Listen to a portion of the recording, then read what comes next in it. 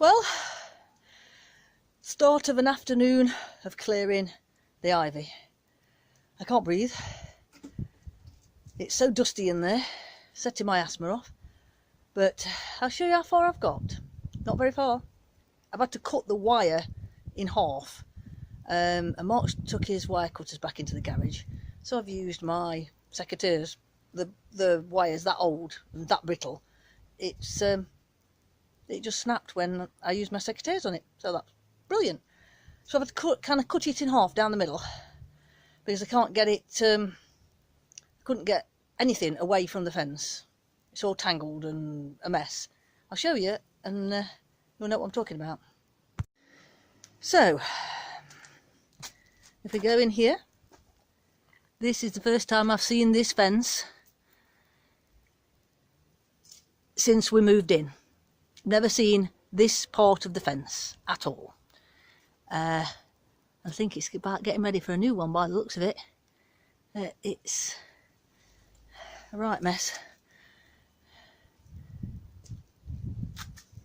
So this is now away.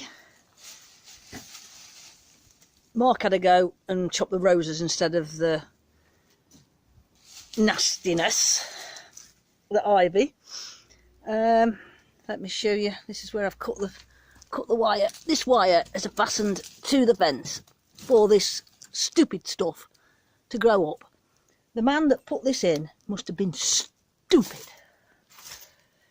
So I've got more roses all falling down because I cut them back at the end of last year, and they normally climb up through all this mess. So I've got all this to do. I've sprayed this with weed killer, and there's a tiny little bit that's gone brown. It's just not touched it, and it was very strong weed killer, but it's not touched it. I think somebody told me that anything with a shiny leaf, and this is a shiny leaf, isn't it? You feel it.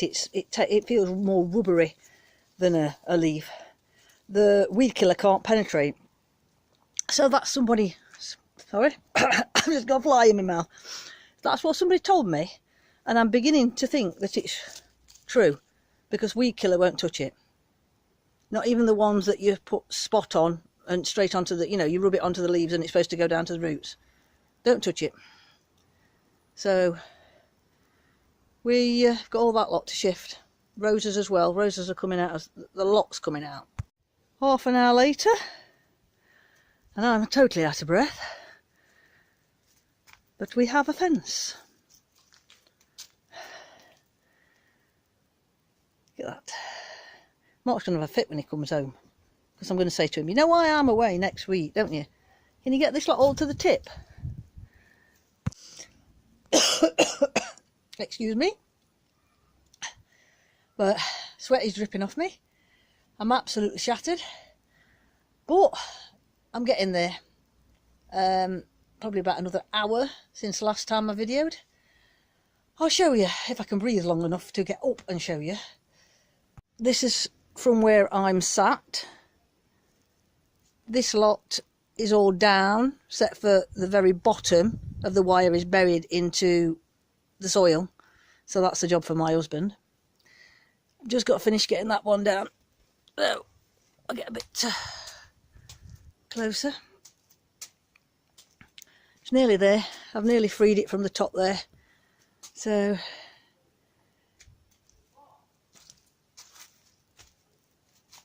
there we are. Look at that lot. I've just told my husband he's got to go to tip. He's very pleased. But this is pretty solid. It's just the top bits here. And they've painted the other side. And considering how long this fence has been up, and this side's never been treated, I think if I paint it, I might get away with it. I know it looks a bit rough, but it is solid. It's only this top bit, this bit, look, that's not. Just here at the top. Get Mark to put a piece of wood in. And this top of this one. But I reckon if I give it a good coat of paint, I can put off replacing the fence for another year or so.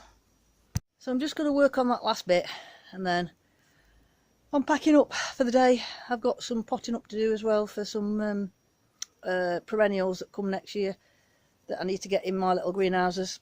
I've got something in me. So I've been in that bush, that much. I'm surprised I'm not flipping covered in creepy crawlies. Right, just a quick update on the ivy problem. It's not much of a problem now. It's Mark's problem, not mine.